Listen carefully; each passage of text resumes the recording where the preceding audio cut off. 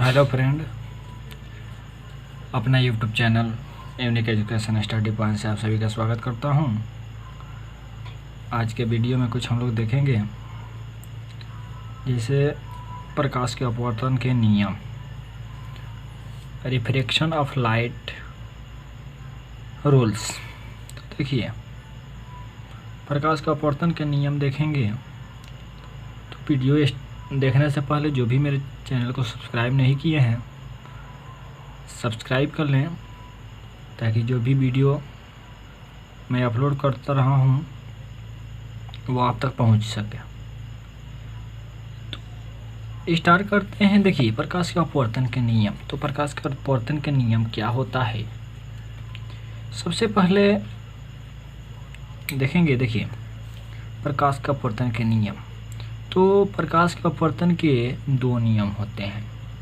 जैसे हम लोग परावर्तन के दो नियम पढ़े थे, उसी तरह अपवर्तन के भी दो नियम होते हैं। पहला होता है आपतन कोण, अपवर्तन कोण और आपतन बिंदु पर डाला गया जो लंब होता है वो तीनों एक ही तल में होता है।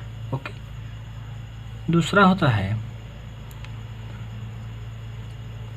प्रकाश के किसी खास रंग के लिए। क्या होता है?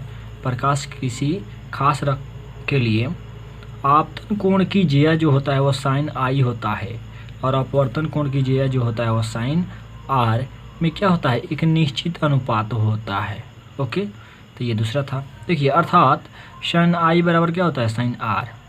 यह हो जाता है नियतांक, साइन आई बटा साइन आर नियतांक।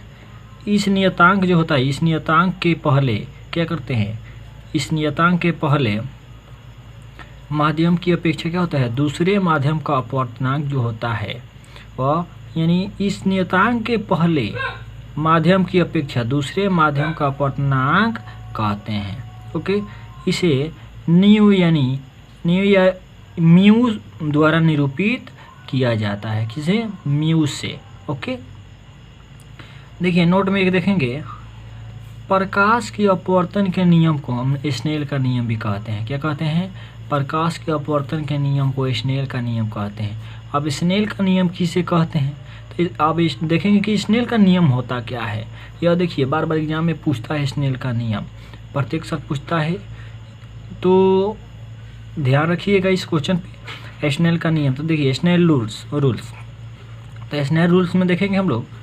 देखिए, सबसे पहले साइन आई और क्या होता है, साइन आर के बीच संबंध को स्नेल महोदय ने बताया था। किसने बताया था? साइन आर आई और साइन आर के बीच जो संबंध था उसको स्नेल महोदय ने बताया था। इसलिए प्रकाश के दूसरे अपवर्तन के नियम को क्या कहते हैं, स्नेल का नियम कहते हैं। अर्थात साइन आई बटा साइन आर बराबर क्या हो जाता है, आर यानी म्यू नियतांक हो जाएगा यही। ओके।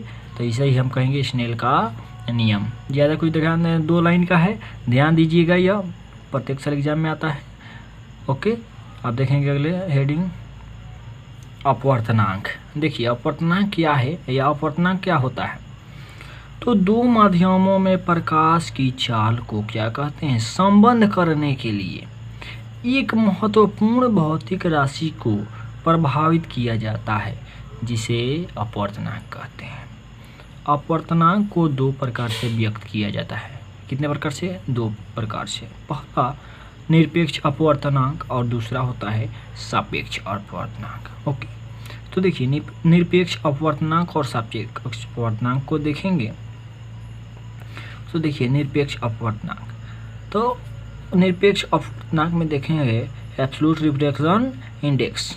तो हवा में प्रकाश का वेग और किसी माध्यम में प्रकाश का वेग की क्या होता है, अनुपात को निरपेक्ष अपवर्तनांक कहते हैं। यानी हवा में प्रकाश का वेग और किसी माध्यम में प्रकाश के वेग की क्या कहते हैं, अनुपात को निरपेक्ष अपवर्तनांक कहते हैं।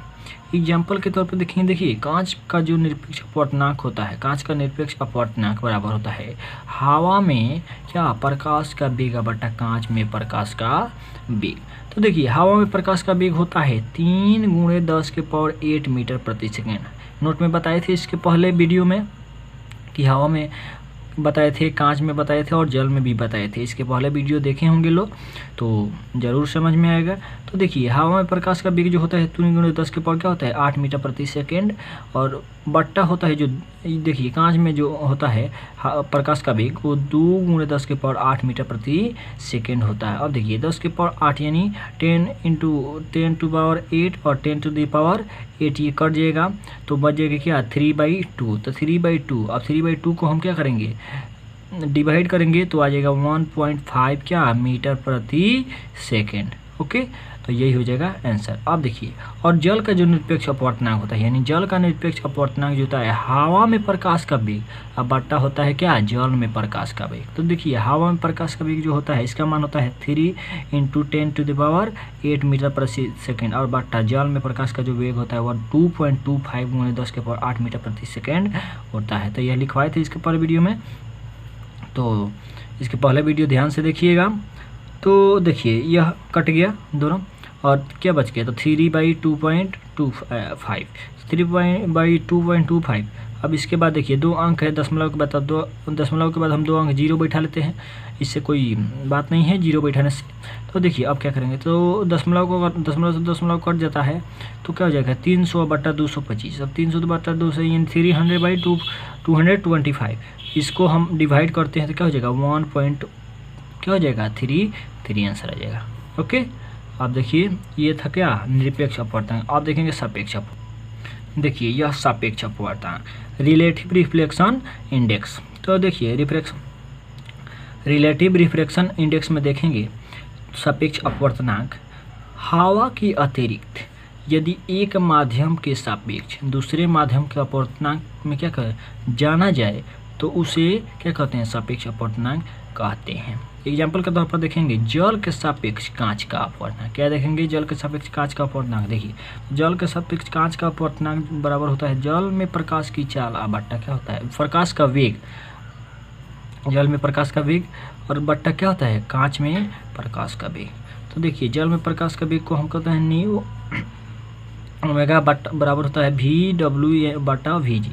तो उसके बाद होता है कांच में सापेक्ष। तो देखिए कांच के सापेक्ष जो होता है जल का अपवर्तनांक होता है वो कांच में प्रकाश का वेग बट्टा जल में प्रकाश का वेग। तो क्या हो जाएगा म्यू ओमेगा। देखिए म्यू इस क्या बोलेंगे म्यू ओमेगा, ये WG बराबर हो जाएगा VG/VW ओमेगा W को। तो उसके बाद म्यू WG गुणे होता है म्यू WG, यानी क्या होगा तो म्यू WG और म्यू WG का मान देखिए होता है VG बटा क्या हो जाएगा VG बटा हो जाएगा VW और इंटू VW बराबर VG। इसको तोड़ेंगे तो ये क्या होगा VG से VG कट जाएगा, VW से VW कट जाएगा, कुछ नहीं बचेगा तो 1 बचेगा। ओके, तो अब देखिए निरपेक्ष अपवर्तनांक और सापेक्ष अपवर्तनांक में संबंध।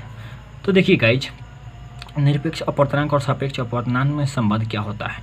माध्यम 1 क्या होता है माध्यम 1 के सापेक्ष माध्यम 2 के जो निरपेक्ष अपवर्तनांक में क्या होता है 1 के निरपेक्ष अपवर्तनांक से भाग दे देते हैं, अर्थात n21 यानी n21 तो हो जाएगा VC/VE/VC/VE। तो देखिए हो जाएगा इसको तोड़ेंगे तो हो जाता है, देखिए होता है क्या है VC/V1 इंटू V2/C2।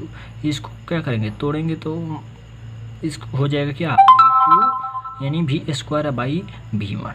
ओके, तो यही हो जाएगा क्या निरपेक्ष अपवर्तनांक और सापेक्ष अपवर्तनांक में संबंध।